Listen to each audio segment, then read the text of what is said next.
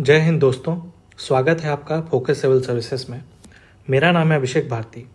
जैसा कि आप सभी को पता है कि यूपीपीसीएस द्वारा रिव्यू ऑफिसर और असिस्टेंट रिव्यू ऑफिसर की जो नोटिफिकेशन है वो ऑफलाइन जारी कर दी गई है। तो इस वीडियो में जो हम डिस्कस करने वाले हैं, पहली चीज़ की नोटिफिकेशन इसकी कब तक आ जाएगी ऑनलाइन। दूसरी बात कि नंबर ऑफ वैकेंसीज कितनी होंगी। तीसरी बात कि एग्ज़ाम पैटर्न इसका क्या होगा।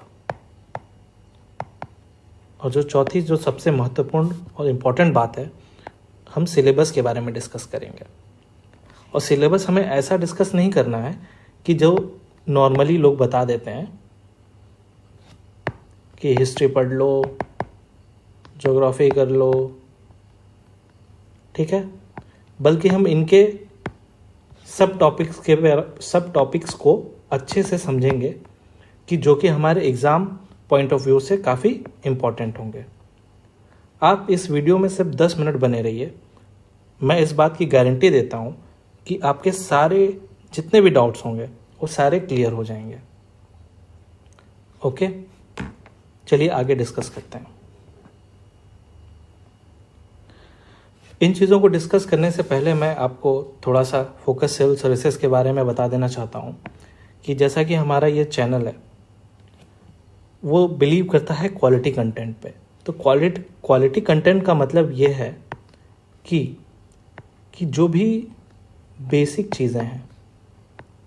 चीज़ें कौन कौन सी हैं, हमारी एनसीईआरटी है जो हमारा फाउंडेशन बनाती है, प्लस हमारे जो स्टैंडर्ड बुक्स हैं। फॉर एग्ज़ाम्पल पॉलिटी के लिए लक्ष्मीकांत, ये सबको पता है। मॉडर्न हिस्ट्री के लिए स्पेक्ट्रम। ओके, तो ये जितनी भी स्टैंडर्ड बुक्स हैं और एनसीईआरटी है, ये हमारे फाउंडेशन को बनाते हैं। अदर मटेरियल्स जो कि कोई भी रेपुटेड कोचिंग के नोट्स हो सकते हैं, प्लस हमारा लूसेंट एंड ऑल्सो घटना चक्र।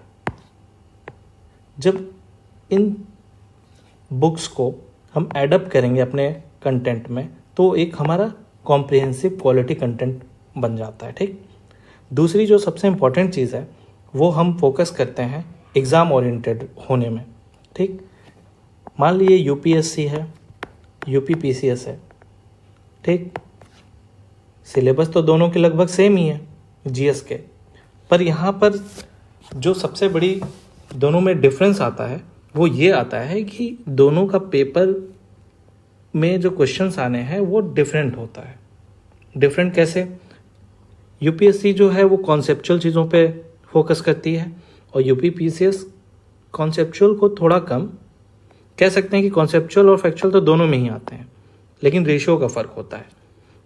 यूपीएससी में 70-30 कह सकते हैं अब जो पैटर्न आ रहा है, और यूपीपीसीएस ने वही कॉन्सेप्चुअल और फैक्चुअल का जो रेशियो होता है वो 80-20 का हो सकता है, या फिर कह सकते हैं 70 और 30 का होगा। ठीक, अब 70-30 का हो गया है। नहीं सॉरी, फैक्चुअल जो है वो 70% है लगभग, या 60% है, और ये 40% आप कह सकते हैं। ठीक है, तीसरी जो सबसे इम्पॉर्टेंट चीज़ है वो हम ये डिस्कस करना चाहते हैं कि जो भी हम कंटेंट देंगे, जो भी हमारे पास कंटेंट होगा वो टू द पॉइंट हम डिस्कस करेंगे। टू द पॉइंट कहने का मतलब ये है कि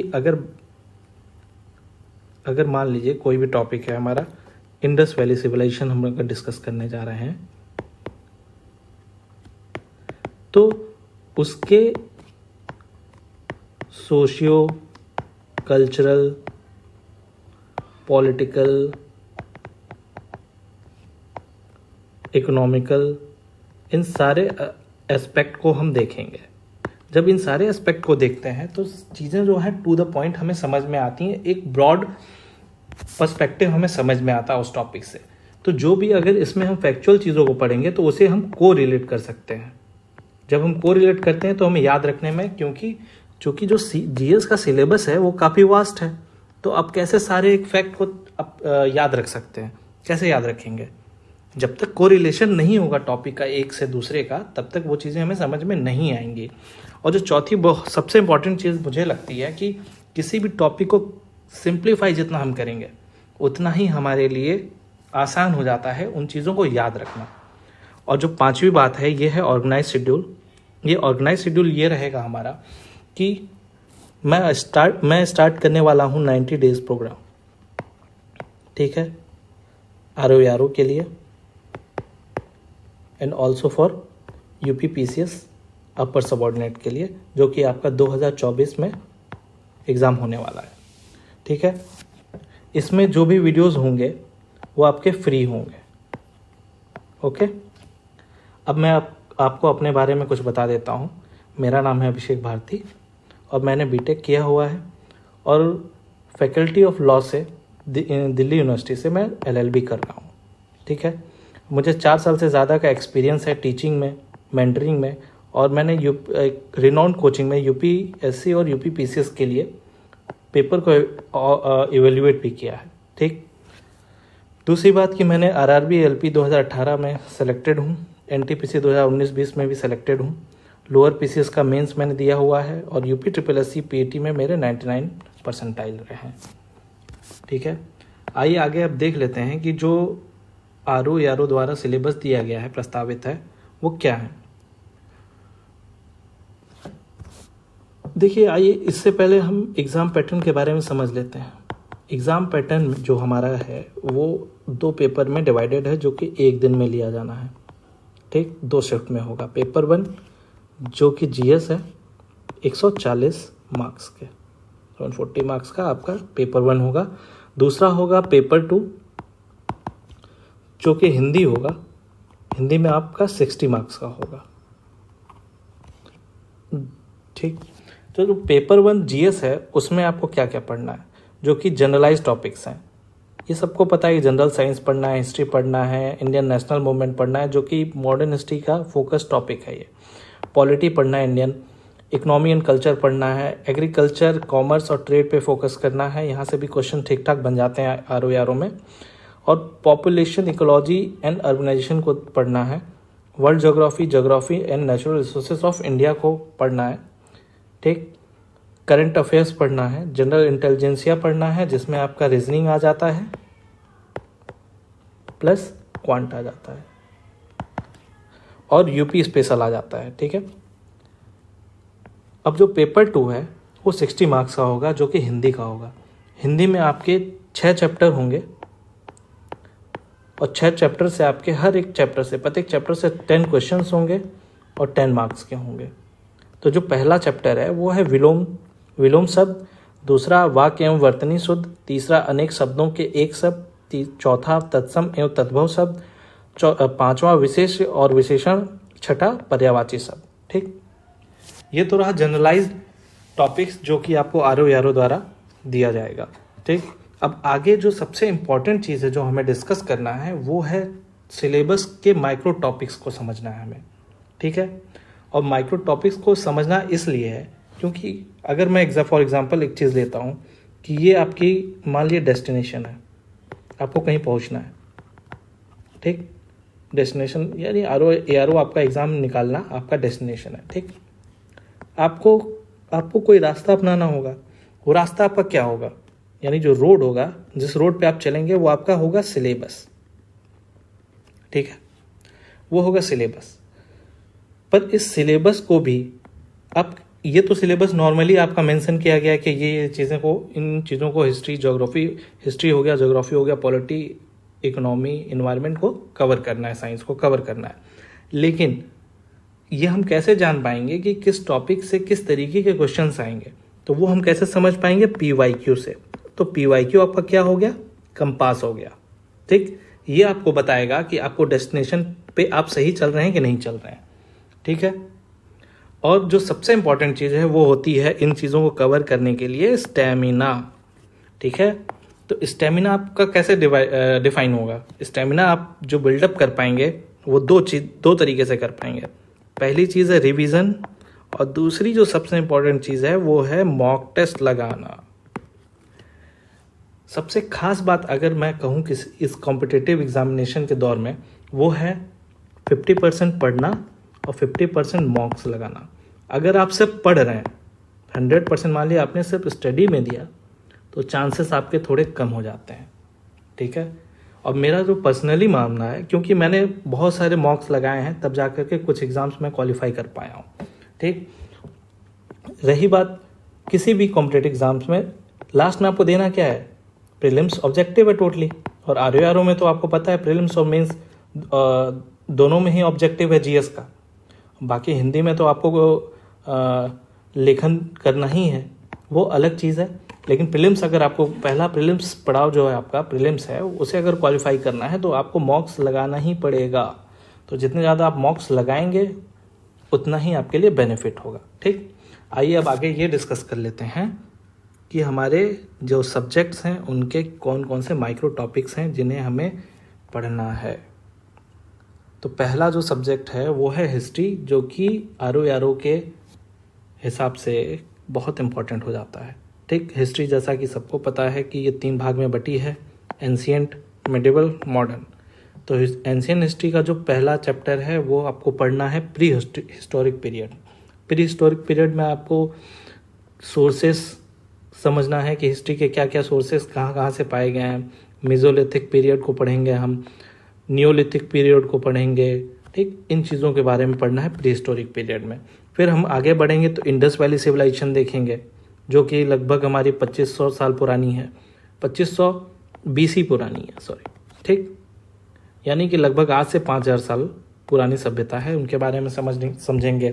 फिर वैदिक पीरियड को समझेंगे, फिर बुद्धिज़्म जैनिज़्म को पढ़ेंगे। हालांकि ये दोनों चैप्टर अलग हैं पर मैंने दोनों को एक में कर दिया है क्योंकि दोनों को कोरिलेट करके पढ़ने में ज़्यादा समझ में आएगा, ठीक। फिर 5वां होगा महाजनपद को पढ़ेंगे, Mauryan empire, Gupta period, Harshavardhana, south India. इन टॉपिक्स को एंशिएंट हिस्ट्री में हम देखेंगे, ठीक। मिडिवल पीरियड में जो देखना है मुस्लिम इन्वेजन, जो 700 AD के बाद से स्टार्ट होता है। फिर दिल्ली सल्तनत स्टार्ट हो जाएगी आपकी, भक्ति मूवमेंट होगा, विजयनगर जो कि साउथ में है उसके बारे में पढ़ना है, मुगल पीरियड और मराठा। इतने टॉपिक को कवर करेंगे मिडिवल हिस्ट्री में, ठीक है। आगे देखते हैं मॉडर्न हिस्ट्री, जहाँ से सबसे ज़्यादा क्वेश्चंस आते हैं।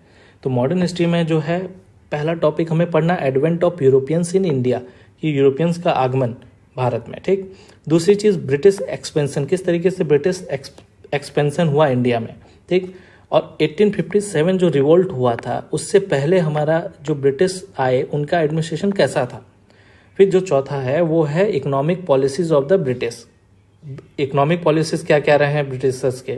फिर इम्पैक्ट ऑफ ब्रिटिश एडमिनिस्ट्रेशन के क्या क्या इम्पैक्ट रहा। रिवोल्ट ऑफ 1857 बहुत इंपॉर्टेंट टॉपिक है। एडमिनिस्ट्रेशन चेंजेस ऑफ 1857 क्या क्या रहे एडमिनिस्ट्रेशन चेंजेस, ठीक। आगे देखते हैं, आगे जो है वो है development of civil services, development of press education, ठीक। इनके बारे में जानेंगे। फिर आएगा अगला टॉपिक सोशियो रिलीजियस रिफॉर्म, ये बहुत इंपॉर्टेंट टॉपिक है, यहाँ से क्वेश्चंस आते ही आते हैं। फिर पर्सनैलिटीज़, यहाँ से भी क्वेश्चंस बनते हैं। पीजेंट मूवमेंट हो जाता है, ट्राइबल, और ये भी काफ़ी ये जो टॉपिक्स हैं काफ़ी इंपॉर्टेंट हो जाते हैं। फिर रिवोल्यूशनरीज नेशनलिज्म को देखेंगे, ठीक, 1885 से लेकर के 1905 AD तक। फिर इंडियन नेशनल मूवमेंट हमारा स्टार्ट हो जाएगा 1905 से 1918 AD तक, ठीक। फिर अगला टॉपिक इंडियन नेशनल मूवमेंट 2। हम लोग एक्चुअली नेशनल मूवमेंट को 3 फेज में बांटेंगे, तो आगे जब हमारा लेक्चर स्टार्ट होगा तब उसमें हम इसे अच्छे तरीके से समझेंगे, ठीक है। फिर अगला टॉपिक हो जाएगा इंडियन नेशनल मूवमेंट थी, जो 1929 से 1947 AD तक चलेगा, जब हमारा देश आज़ाद हो जाएगा। और जो एक बहुत महत्वपूर्ण टॉपिक हो जाता है वो है हमारा गवर्नर जनरल, को अलग से पढ़ेंगे हम, ठीक है। इतने टॉपिक्स को हिस्ट्री में हमें कवर करना है। अगला जो टॉपिक है वो है ज्योग्राफी। ज्योग्राफी देखिए, बेसिकली हम लोग ज्योग्राफी को 3 पार्ट में डिवाइड करते हैं। पहला जो टॉपिक है वो है फिजिकल ज्योग्राफी, ठीक, जिसमें अर्थ के बारे में हम पढ़ते हैं। दूसरा हो जाता है इंडियन ज्योग्राफी, ये स्पेसिफिक है जो कि हमारे आर के लिए बहुत इंपॉर्टेंट हो जाएगा। और तीसरा जो है वो है वर्ल्ड ज्योग्राफी, ठीक, इन्हें पढ़ना है। तो पहला जो है इंडियन ज्योग्राफी में क्या देखना है, physiography of India, drainage system, climate, natural vegetation, soils of India, ठीक। ये जो इतने टॉपिक हैं ये बेसिक हैं, ठीक। उसके आगे हमें क्या देखना है कि पॉपुलेशन, सेटलमेंट एंड अर्बनाइजेशन, ये सेपरेट टॉपिक है, ठीक है, ज्योग्राफी इंडियन ज्योग्राफी का ही। यहाँ से सेंसस बेसिकली यहाँ से सेंसस आपका निकल करके आता है, जो क्वेश्चंस आ ही जाते हैं, 1 से 2 क्वेश्चन तो आ ही जाते हैं यहाँ से, ठीक। अगला है land minerals and energy resources, फिर एग्रीकल्चर, इंडस्ट्री, ट्रांसपोर्ट, ठीक। जो अभी रिसेंटली अब ट्रेंड देखने को मिलता है, यूपी पीसीएस यहाँ से क्वेश्चंस काफ़ी बना रहा है, ठीक है। वो उसके लिए मैं अलग से वीडियो ज़रूर बनाऊंगा। अभी तो हम सिर्फ ये डिस्कस कर रहे हैं कि कौन कौन से टॉपिक्स, सब टॉपिक्स हैं जो कि जनरली आपको कोई भी नहीं बताता है पूरे यूट्यूब में, ठीक है। सब ये बता देते हैं हिस्ट्री पढ़ना है, ज्योग्राफी पढ़ना है, अरे भाई ये तो सब कोई बता रहा है, हिस्ट्री ज्योग्राफी तो सबको पता चल चुका है, लेकिन उसके सब टॉपिक्स जब तक कोई जानेगा नहीं तो उसे कैसे पढ़ेगा, ठीक। तो जो last topic geography, Indian geography का है, वो ट्राइब्स, ये भी बहुत इंपॉर्टेंट चैप्टर है इसका, इंडियन ज्योग्राफी का। फिर अगला है फिजिकल ज्योग्राफी। फिजिकल ज्योग्राफी में है जनरल ज्योग्राफी। जनरल ज्योग्राफी में यूनिवर्स के बारे में पढ़ेंगे, अर्थ रिवोल्यूशन के बारे में पढ़ेंगे। फिर है जियोमॉर्फोलॉजी। जियोमॉर्फोलॉजी जो है earth interior, geology and rock system, geomorphic process, earthquakes and volcanism, distribution of continent and oceans, landform and their evolution, landform across the world, ठीक। इतनी चीज़ों को पढ़ लिया हमने जियोमॉर्फोलॉजी में। फिर दूसरा जो है वो है ओशियोनोग्राफी। ओशियोनोग्राफी जो है हाइड्रोस्फीयर, उसमें है सबमरीन रिलीफ फीचर्स है, टेम्परेचर एंड सैलिनिटी है, वेव्स, ओशियन करंट, टाइड्स है, मरीन रिसोर्सेस है, ओशियन डिपॉजिट्स एंड कोरल्स है, ठीक। ये हो गया ओशियोनोग्राफी में। फिर जो तीसरा जो हमारा टॉपिक आ जाता है वो क्लाइमेटोलॉजी है, जो कि ये बहुत इंपॉर्टेंट टॉपिक हो जाता है। यहाँ से क्वेश्चंस बनते ही बनते हैं। एटमॉस्फेयर से आपको क्वेश्चन देखने को मिलेंगे, inversion of temperature, insolation and heat budget, winds and pressure belts, air masses fronts, cyclone and jet stream, precipitation, climate zones of the world, ठीक। ये हो गया हमारा फिजिकल ज्योग्राफी का पार्ट। फिर अगला जो है वो आएगा हमारा वर्ल्ड ज्योग्राफी। तो वर्ल्ड ज्योग्राफी में मैंने 2 टॉपिक्स में डिवाइड कर दिया, एक है जनरल टॉपिक, एक है स्पेसिफिक टॉपिक। तो जनरल टॉपिक है उसको स्टडी, जो भी हमारे 7 कॉन्टिनेंट्स हैं जितने भी, उसके बारे में हमें पढ़ना है, ठीक है। और जो स्पेसिफिक टॉपिक है, स्पेसिफिक टॉपिक में उनके प्लेट्यू, ठीक, वैली कहाँ पे है, कौन कौन से हैं, desert, grassland, countries and borders, famous cities, important seas, ocean current, rivers, town cities, island, state, canals, dams, cyclones, winds, ठीक। ये क्या है, ये इनके ही पार्ट्स हैं, ठीक है। जब हम कॉन्टिनेंट्स पढ़ते हैं, मान लीजिए अगर कोई अफ्रीका पढ़ रहा है, अफ्रीका, ठीक है, अफ्रीका जब पढ़ेंगे तो उसके प्लेट्यू के बारे में पढ़ेंगे, वहाँ कौन कौन से वैलीज हैं, कौन कौन से डिजर्ट हैं, तो इसके बारे में जब पढ़ते हैं तो इसीलिए मैंने इसको इस स्पेसिफिक टॉपिक के डिवाइड कर दिया है। अगला जो हमारा सबका ही मुझे लगता है कि फेवरेट होगा, इंडियन पॉलिटी, ठीक है। इंडियन पॉलिटी के बारे में डिस्कस कर लेते हैं। इंडियन पॉलिटी में पहला हमारा टॉपिक आ जाता है हिस्टोरिकल अंडरपिनिंग, कि हमारा जो कॉन्स्टिट्यूशन है वो किस तरीके से इवॉल्व हुआ है, ठीक। किस तरीके से इवॉल्व तो नहीं कह सकते, लेकिन हाँ कह सकते हैं किस तरीके से, कहाँ से हमारे कॉन्स्टिट्यूशन को लिया गया है, उसके अंडरपिनिंग को हम समझेंगे। दूसरा जो है प्रीएम्बल को, union territory, citizenship, fundamental rights, DPSP, fundamental duties, basic structure, parliament, ठीक, centre state relation, emergency, president, vice president, governor, prime minister, chief minister, centre state council of minister, supreme court, high court, subordinate courts and tribunals, state legislature, local self government, schedule and tribal area, constitutional bodies, non constitutional bodies, cooperative, anti defection law, ठीक है। इतने सारे topics को polity में हम cover करेंगे। फिर अगला जो टॉपिक है वो है इंडियन इकोनॉमी से। इंडियन इकोनॉमी जो है काफ़ी कॉन्सेप्चुअल है, ठीक है, लेकिन जो अगर हमें ट्रेंड देखने को मिलता है RO में, वो ज़्यादातर क्वेश्चन हमें देखने को मिलता है इकोनॉमिक सर्वे एंड बजट, यहाँ से क्वेश्चन ज़्यादा देखने को मिलता है। लेकिन अब धीरे धीरे ट्रेंड बदल रहा है, तो उसके हिसाब से जो मुझे लगता है कि यहाँ से भी अब क्वेश्चन ज़रूर बनेंगे, तो हम इन टॉपिक्स को भी अच्छे से कवर करने की कोशिश करेंगे हर एक वीडियो में, ठीक। इसमें आइए डिस्कस कर लेते हैं इंडियन इकोनॉमी में कौन कौन से चैप्टर है। इकोनॉमिक ग्रोथ देखना है, planning in India, agriculture, industry, service sector कौन कौन से हैं, service sector in India, inflation, Indian insurance market, money market, banking sector of India, taxation, public finance, external sector, security market of India, human development, important index and reports, important concept of economy, ठीक है। Environment, अगला topic है environment. Environment का जो देखिए, environment में दो चीज़ें आती हैं। पहला तो उसका बेसिक कंटेंट जो कि यहाँ पे दिया हुआ है, और कुछ स्पेसिफिक कंटेंट होंगे जो कि मैं उसे अगले वीडियो में लेकर के आऊँगा। तो जो बेसिक कंटेंट है, जहाँ से हमारा फाउंडेशन बनेगा इन्वायरमेंट को समझने के लिए, वो है इकोलॉजी, टेरेस्ट्रियल एक्वेटिक सिस्टम को समझना, बायोडाइवर्सिटी देखना, प्रोटेक्टेड एरिया को देखेंगे, पॉल्यूशन, इन्वायरमेंटल लॉज पॉलिसीज कौन कौन से आए हैं, इन्वायरमेंटल ऑर्गेनाइजेशन कौन कौन से इंडिया में है, इंडियन वाइल्ड लाइफ कंजर्वेशन को देखेंगे, कंजर्वेशन मेजर्स को देखेंगे, इन्वायरमेंट कन्वेंशंस देखेंगे, climate changes mitigation strategy, climate change organisation, climate change in India. इतने सारे टॉपिक्स को कवर करेंगे हम, ठीक है। फिर अगला आता है हमारा जनरल साइंस। तो जनरल साइंस तो पता ही है आपको, 3 पार्ट में डिवाइडेड है। पहला है फिजिक्स, केमिस्ट्री, तीसरा आपका बायोलॉजी। तो फिजिक्स में आपको क्या क्या पढ़ना है? फिजिक्स में मेजरमेंट यूनिट देखेंगे, मैकेनिक्स, मोशन एंड ग्रेविटी देखेंगे, फिजिकल प्रॉपर्टीज ऑफ मटेरियल देखेंगे, optics, wave motion, sound, electric current, conductivity, ठीक है। केमिस्ट्री में जो है, chemistry atomic structure, physical and chemical changes, inorganic chemistry, metal minerals, ores, alloys, non metals, organic chemistry, food preservation, nutrition, detergent and soap, the fertilisers, ठीक। Fertilisers के बारे में समझेंगे। जो तीसरा टॉपिक है वो है बायोलॉजी, जहाँ से लगभग 70% क्वेश्चन आते हैं। 60 से 70% क्वेश्चन कह सकते हैं कि आपको देखने को यहीं से मिलेंगे, ठीक है।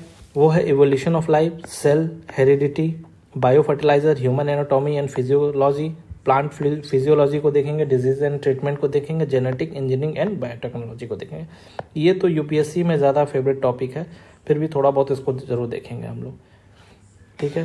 तो ये सारी चीज़ों थी, ये यहाँ पर पीडीएफ मेरा ख़त्म होता है। इतनी सारी चीज़ों को मैंने डिस्कस किया इस वीडियो में। अगला जो मेरा वीडियो होगा उसमें हम डिस्कस करेंगे स्ट्रैटेजी के बारे में, ठीक है।